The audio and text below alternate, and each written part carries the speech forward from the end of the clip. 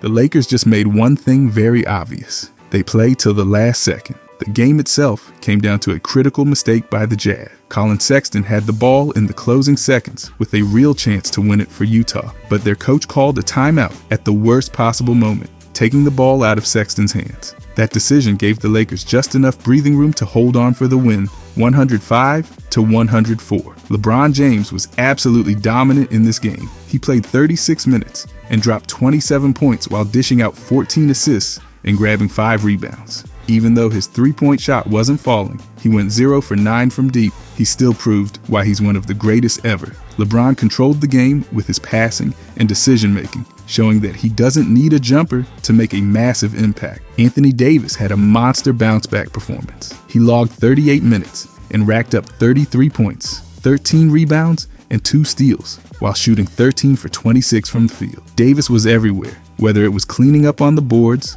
or attacking the paint with authority. His energy and focus set the tone for the Lakers, especially when they needed a lift offensively. Rui played 40 minutes and contributed 13 points, 7 rebounds, 3 assists, and 2 steals. While his numbers might not jump off the page, Rui came up clutch when it mattered most. He hit timely shots and made key defensive plays, showing why he's such a valuable piece for this team. Gabe Vincent had one of his best performances in a Lakers jersey. He played 28 minutes and put up 10 points while shooting 4 for 5 from the field, including 2 for 3 from deep. Vincent was efficient and effective, providing a scoring boost when the Lakers needed it. It seems like he thrives when he's in the starting lineup, and tonight was proof of that. Dalton Knecht struggled in this game. In 30 minutes, he scored just 6 points on 2 for 10 shooting, and his plus-minus was a team worst -19. It was a rough outing for Knecht, especially offensively, but he battled on the boards, grabbing 7 rebounds.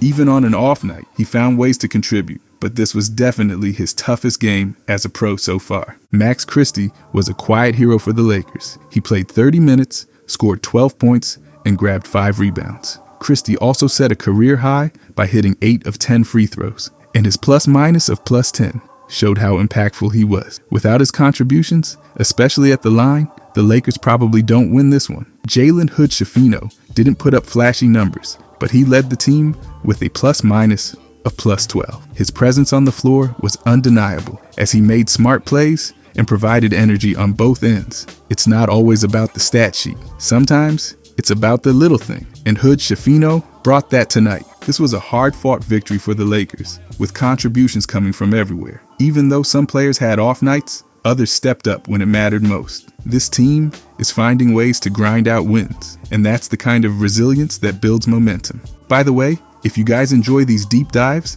I'll be posting every day during this season. I genuinely appreciate if you could subscribe. Thanks. Anyways, the Lakers. Something the Lakers are trying to do is figure out the perfect lineup. The Los Angeles Lakers are clearly in the middle of some serious lineup experimentation. And honestly, it's fascinating to watch. When they brought in JJ as head coach, everyone knew changes were coming. And now, it looks like one of those changes is centered around rookie Dalton Knecht. This move could be a game changer for their offense. For their road game against the San Antonio Spurs, JJ inserted Knecht into the starting lineup alongside Austin Reaves, Rui, LeBron James, and Anthony Davis. The result? A dominant win, 119-101. That's not just a solid win, it's a sign that the Lakers might have found something special with this group. JJ's reasoning behind this decision is all about offensive flow. He explained that in a pickup style setting, without calling plays, the ball naturally finds the best offensive players.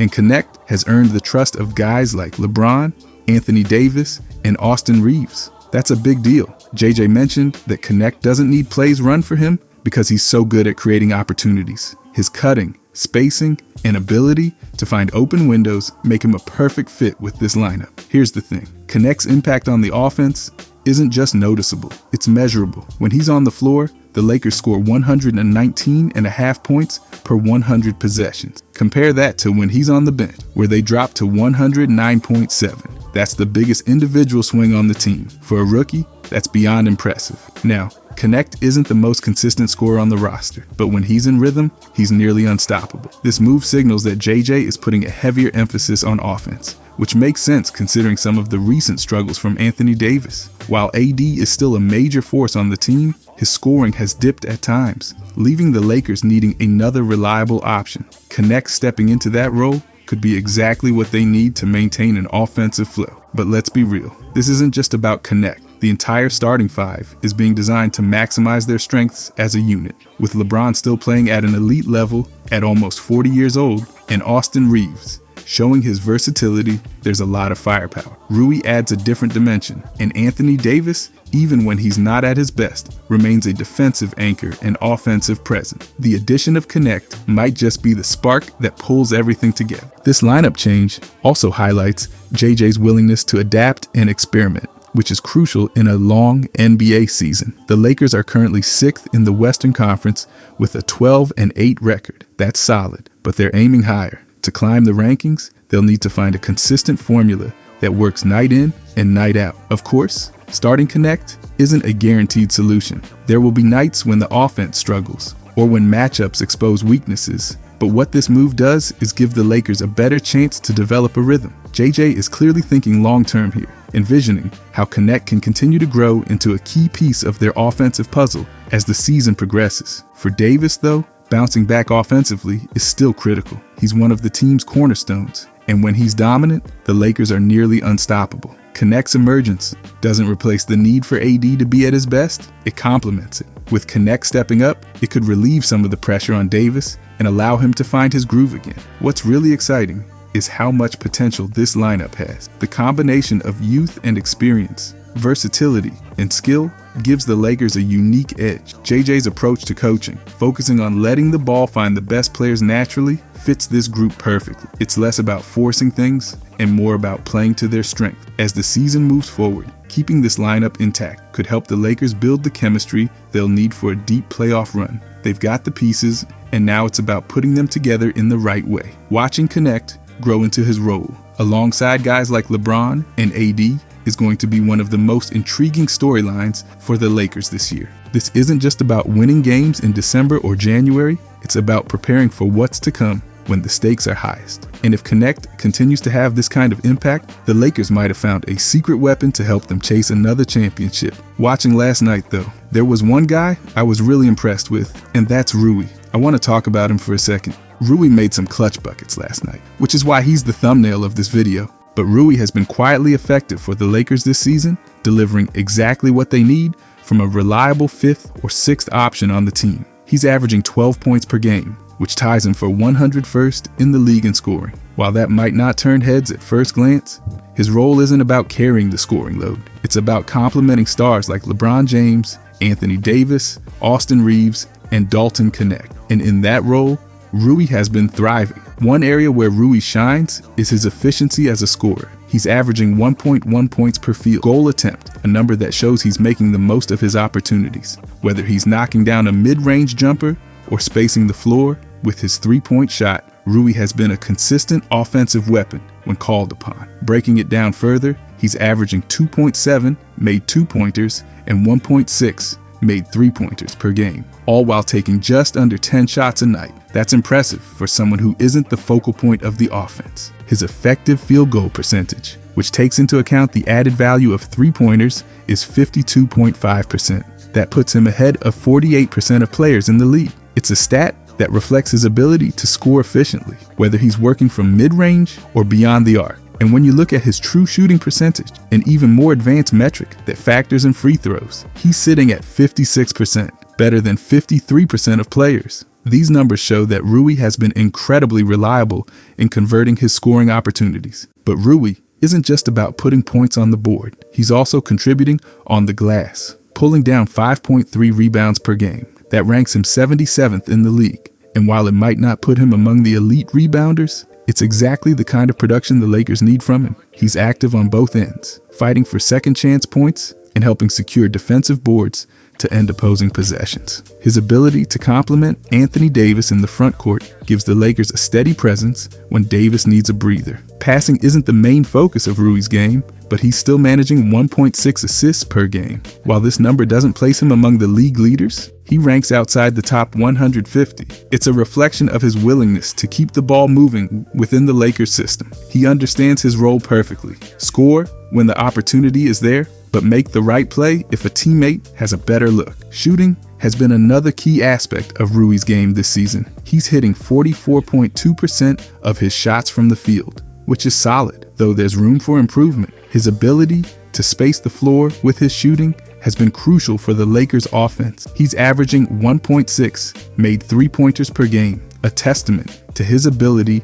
to stretch defenses and open up driving lanes for LeBron and Reaves, or room in the paint for Davis to dominate. Let's talk about Rui's role in this team dynamic, because it's one of the most important aspects of his season. The Lakers don't need him to be the guy. They need him to be a guy, a player who can contribute efficiently without demanding the ball. Rui has stepped into that role seamlessly. He knows how to pick his spots, whether it's a catch and shoot three, a pull-up jumper, or a quick cut to the basket. He doesn't need a lot of plays run for him, and that's invaluable for a team with multiple stars who command the ball. Rui's advanced stats highlight just how well he's doing in this complementary role. His effective field goal percentage and true shooting percentage both rank in the upper half of the league, showing that he's not just taking shots, he's taking smart shots. His points per scoring attempt, also at 1.1, underline his ability to maximize efficiency. For a player who's often the fifth or sixth option on the floor, these numbers are exactly what you want to see.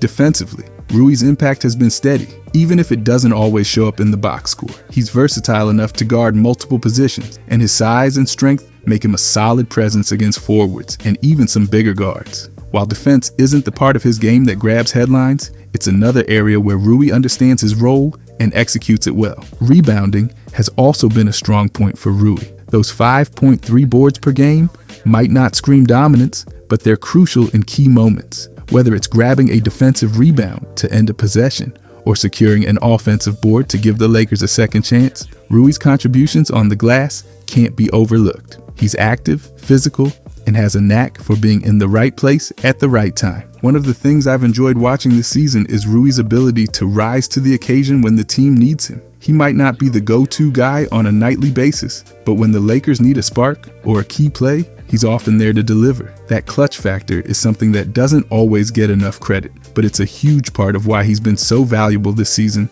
Even though Rui isn't putting up eye-popping numbers, his value to the Lakers goes beyond the stat sheet. He's the kind of player who fills gaps, does the little things, and makes life easier for the stars around him. Whether it's hitting a timely shot, grabbing a big rebound, or playing tough defense, Rui has consistently stepped up when it matters. In a team loaded with talent, Rui has carved out his role and is thriving in it. He's efficient, reliable, and fits perfectly into the Lakers system. His advanced stats back it up, his game-to-game impact proves it, and his ability to elevate his play when needed has been one of the keys to the team's success this season. And plus, last night's game was without Reaves. Reaves was ruled out due to a left pelvis issue, marking his first missed game of the season. He had taken a hard fall in their previous game, which forced him to leave briefly. It's a tough loss for the Lakers because Reaves has been such a consistent contributor lately. Over his last 10 games, Reaves has been putting up some strong numbers. He's been averaging 15.8 points, 4.6 assists, and 2.3 rebounds in over 33 minutes per game. That's serious production. Reaves has become their go-to third option behind LeBron James and Anthony Davis, and honestly, he's earned that role. What makes Reaves so valuable is how versatile he is. He can score in a variety of ways, whether it's hitting threes, driving to the basket, or getting to the free throw line. And his playmaking, it's just as important. Those 4.6 assists per game show how much he's involved in setting up his teammates. The Lakers rely on his ability to make smart decisions with the ball. Even without Reaves, the Lakers managed to handle business against the Jazz. That says a lot about the team's depth and their ability to adapt. But let's not downplay how much they missed his presence. Reaves brings a steadying influence on both ends of the court. He's the kind of player who makes everyone around him better, whether it's with his scoring, his passing,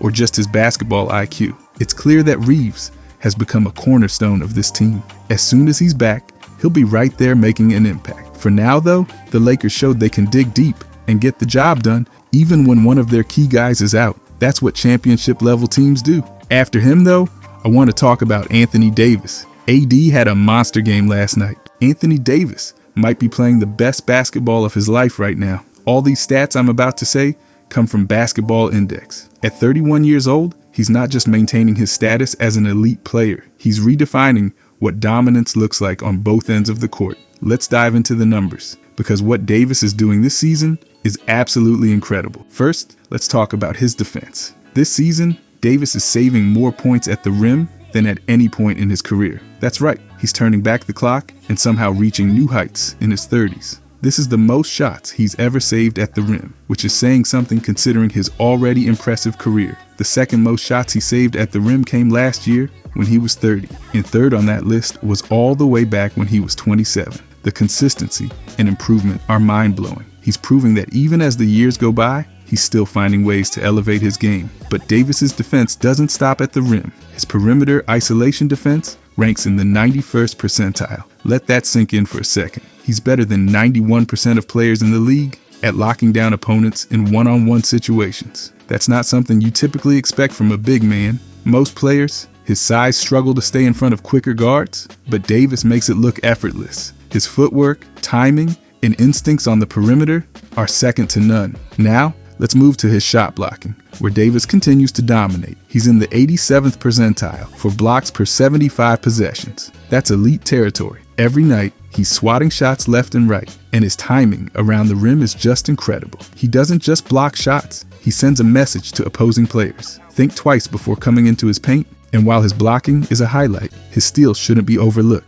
Davis ranks in the 71st percentile for steals per 75 possessions. His quick hands and ability to read passing lanes make him a constant threat to disrupt the offense. It's rare to see a big man who can block shots like a center, but also pick pockets like a guard. Davis is doing both, and he's doing them at an elite level. If that wasn't enough, Davis also ranks in the 75th percentile for deflections. That means he's consistently getting his hands on the ball, disrupting plays, and forcing turnovers. Whether it's tipping a pass or knocking the ball loose, Davis is always in the mix. His effort and activity on defense make him a nightmare for opposing teams trying to get into their sets. Switching gears to his offense, Davis has been equally dominant. Basketball Index ranks him as the #1 roll man impact per 75 possessions. That's right, he's the best in the league in this category, ahead of big names like Karl-Anthony Towns, Clint Capella, Nikola Jokic, and Pascal Siakam. His ability to read the defense, roll to the basket with precision,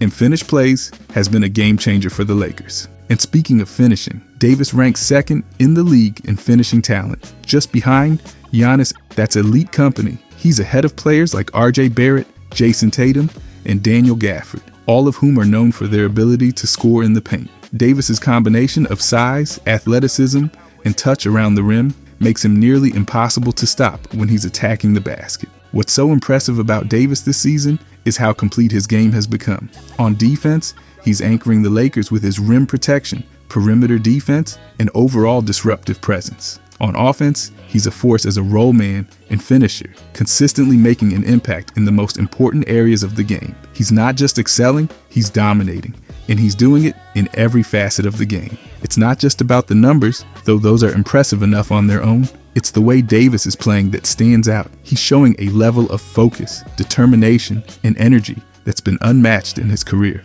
At 31, he's not slowing down. He's setting a new standard for what a dominant big man can do in today's NBA. When you watch him play, you can see the confidence in everything he does. Whether it's blocking a crucial shot, hitting a tough finish in traffic, or making the right play in the pick and roll, Davis is in total control. He's the kind of player who can completely take over a game, and he's doing it on both ends of the floor. Let's go back to the numbers for a second, because they really help paint the full picture. Saving more points at the rim than ever before, that alone is a testament to his defensive dominance. Ranking in the 91st percentile for perimeter isolation defense, that shows his versatility and ability to guard multiple positions. Being in the 87th percentile for blocks and 71st percentile for steals, that's the kind of all-around defensive impact that very few players in NBA history have ever been able to achieve. And on offense, being the top roll man impact player and second in finishing talent, that's a recipe for dominance. Davis isn't just contributing, he's leading. He's the guy opposing teams have to game plan for because they know he's capable of taking over any given game. What's crazy is that he's doing all of this at 31 years old. This is supposed to be the point in a player's career where they start to slow down, where the wear and tear of years in the league begin to take their toll. But Davis is flipping the script. He's not just maintaining his level of play, he's improving, and he's doing it in a way that's both inspiring and jaw-dropping to watch. Anthony Davis isn't just playing well this season, he's playing like one of the best players in the league, period. His impact on both ends of the floor is unmatched, and the advanced stats back that up in every way. Whether it's his defense, his offense, or the sheer energy he brings every night, Davis is proving that he's still one of the most dominant forces in basketball. Of course, though, after him, we need to talk about LeBron. LeBron James continues to rewrite the record books and prove why he's one of the greatest players in NBA history. Last night, he hit yet another incredible milestone, 15,000 career field goals made. That's right, LeBron is now only the second player in NBA history to reach that number. The only other player to achieve this is Kareem Abdul-Jabbar, who holds the all-time record with 15,837 field goals made. What makes this even more remarkable is that LeBron has done it in fewer games than Kareem. Let's break that down. Kareem hit his 15,000 field goals in 1,560 games, while LeBron reached this milestone in just 1,512 games. That's 48 fewer games to hit the same mark. The efficiency, longevity, and consistency it takes to do something like that are absolutely mind-blowing. And when you look at the rest of the list, it gets even more impressive. Karl Malone, another legendary scorer, finished his career with 13,528 field goals in 1,476 games. Wilt Chamberlain, known for his scoring dominance, had 12,681 field goals in only 1,045 games. Then there's Michael Jordan, who many consider the greatest scorer ever, with 12,192 field goals in 1,072 games. LeBron isn't just among these legends, he's surpassing them in key areas. What sets him apart is how he's managed to maintain this level of play while excelling in so many other facets of the game. For example, LeBron is on the verge of passing Kyle Korver on the all-time three-pointers made list. Think about that for a second. Kyle Korver is one of the most iconic sharpshooters in NBA history, and LeBron, someone who wasn't even known for his three-point shooting earlier in his career, is about to leapfrog him on that list. That speaks volumes about how LeBron has adapted and improved his game over the years. Now let's talk about what LeBron is doing for the Lakers this season, because it's nothing short of incredible. At 39 years old, with his 40th birthday just 4 weeks away, he's leading the team in assists. Not just leading, dominating. He's dished out 173 assists so far this season, which is more than anyone else on the roster. To put that in perspective, Austin Reaves and D'Angelo Russell are tied for second on the team with 92 assists each. That's an 81 assist gap. Anthony Davis has only 61 assists this season. Connect has just 23. LeBron is not just contributing, he's orchestrating the entire offense. At nearly 40 years old, he's running the show like a point guard, setting up his teammates and creating opportunities every single night. And let's not forget that LeBron is still scoring at an elite level while doing all of this. Hitting 15,000 field goals isn't just about longevity. It's about being a reliable scorer year after year, game after game. He's still getting to his spots, finishing at the rim and knocking down shots with remarkable efficiency. What's fascinating is how LeBron continues to evolve his game. Earlier in his career, he relied heavily on his athleticism, those thunderous dunks, explosive drives, and fast break finishes. While he still has those moments, he's added so much more to his arsenal. His mid-range game is smoother than ever. His three-point shooting is a legitimate weapon, and his basketball IQ is off the charts. Take his playmaking, for instance. LeBron has always been an incredible passer, but this season, he's showing once again why he's one of the best facilitators the game has ever seen. Those 173 assists aren't just numbers. They're a testament to his ability to read the defense, anticipate plays, and put his teammates in the best possible positions to succeed. Whether it's a no-look dime, a perfectly timed alley-oop, or a simple pass that leads to an open shot, LeBron's passing is a thing of beauty. And while his offense gets a lot of attention, his leadership on the floor is just as impactful. He's directing traffic, calling out plays, and making sure everyone is in the right spot. He's like a coach on the court, and his presence alone elevates the entire team. Let's go back to the milestone for a moment. 15,000 field goals made is such a rare achievement that it puts LeBron in a class of his own. It's a reflection of his scoring ability, durability, and versatility. Kareem, Malone, Wilt, MJ, these are the names on that list, and LeBron is right there with them, cementing his legacy as one of the greatest to ever do it. And here's the crazy part. LeBron's not slowing down. Turning 40 is often seen as the twilight of a player's career, but for LeBron, it feels like just another chapter. He's still putting up numbers, still leading his team, and still finding ways to dominate the game. When you watch him play, it's clear that he's not just relying on his physical gifts, though those are still remarkable, but also his mind, his understanding of the game, his ability to adapt, and his will to win are what set him apart. Whether it's hitting a clutch shot, making the right pass, or coming up with a big defensive play, LeBron is always in the moment, always making an impact. And let's not overlook the importance of his consistency. Scoring 15,000 field goals doesn't happen overnight. It's the result of years of hard work, dedication, and an unwavering commitment to excellence. It's about showing up every night, regardless of the circumstances, and delivering at an elite level. LeBron's career has been defined by milestones, and this one is no different. But what makes it even more special is how he's doing it. He's not just reaching these numbers, he's shattering expectations, defying age, and inspiring a new generation of players. Think about the level of competition he's faced throughout his career, from battling the likes of Tim Duncan, Kobe Bryant, and Dirk Nowitzki in his early years, to going head-to-head with Kevin Durant, Steph Curry, and Giannis. More recently, LeBron has consistently risen to the occasion, and now, at 39, he's still taking on the best the league has to offer and coming out on top. His ability to adapt is another reason why he's been so successful. As the game has evolved, so has LeBron. He's transitioned from being a high-flying slasher to a more polished, all-around scorer. He's become a better shooter, a smarter player, and an even greater leader. And let's talk about his durability. Playing over 1,500 games and still performing at this level is unheard of. It's a testament to his work ethic, his attention to detail, and his passion for the game. While many players his age are retired or in diminished roles, LeBron is still a centerpiece, still carrying the load and still making history. LeBron James is more than just a basketball player. He's a phenomenon. From his scoring milestones to his playmaking brilliance, he's shown time and time again why he's one of the greatest to ever step on the court. And as he approaches his 40th birthday, it's clear that he's not done adding to his legacy. Overall, though, the Lakers started the season strong, looking like a team ready to dominate the West. But lately, things have been shaky. One game, they're putting on a clinic, and the next, they're struggling to find any rhythm. That inconsistency has been frustrating to watch. But let's be real. When you've got a roster with Anthony Davis, LeBron James, Austin Reaves, and Dalton Knecht, you can't count them out. Anthony Davis remains the team's anchor on both ends. Even when the offense struggles, his defensive presence alone can swing games. He's still one of the most intimidating shot blockers in the league. And when he's locked in offensively, there aren't many players who can stop him. The problem is, he's had a few nights where he doesn't look like the same dominant force.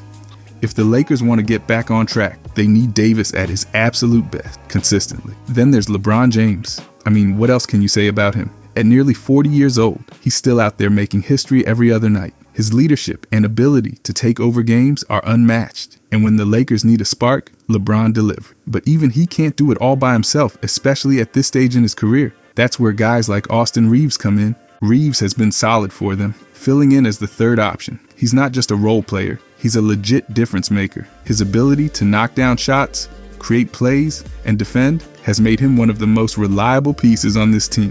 When the Lakers struggle, Reaves often steps up to steady the ship. And don't sleep on Dalton Knecht. The rookie has shown flashes of being a real offensive weapon. He's still figuring out the NBA game, but when he gets going, he brings a much-needed spark to the lineup.